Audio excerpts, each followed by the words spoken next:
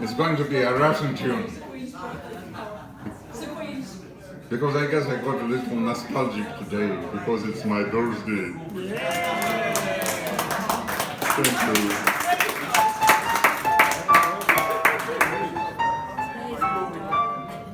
Yeah. But this particular tune that was in my mind the whole day today, you know, because in the morning I took a walk with my kids. And suddenly we see a puddle of water. We see a puddle of water on the sidewalk. And water dripping from, and there's nothing above except some trees.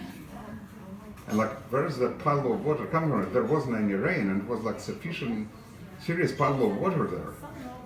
And I looked carefully, and I saw that the water is actually dripping from the broken end of the branch of an old birch tree. And suddenly a tune, old Russian tune came to my mind, which talks about birch trees. I mean, a lot of Russian tunes talk about birch trees, because birch tree considered to be a Russian thing.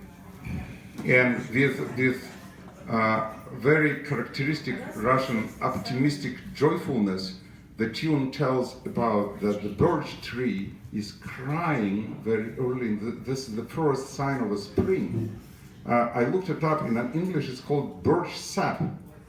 And it really marks the very end of the winter and the very beginning of the spring, and this beautiful liquid comes out.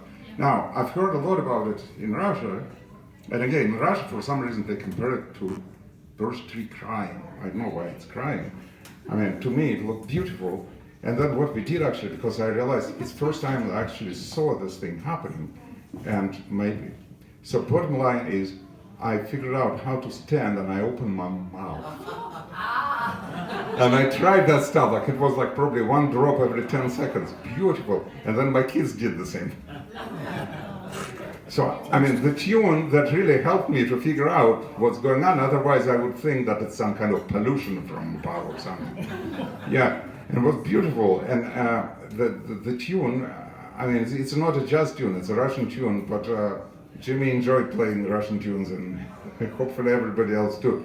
And what's amazing about this tune, that it has very big jump in the melody. It's like goes, it's like minor second over an octave. So like, it's extremely rare in popular melodies to do this high jump, because it's very hard to sing. Anyway, hopefully I'll try and we'll see what happens. No way, I can't sing.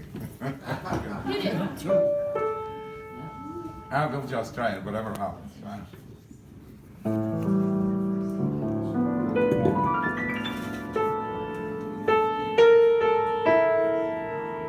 I forgot it.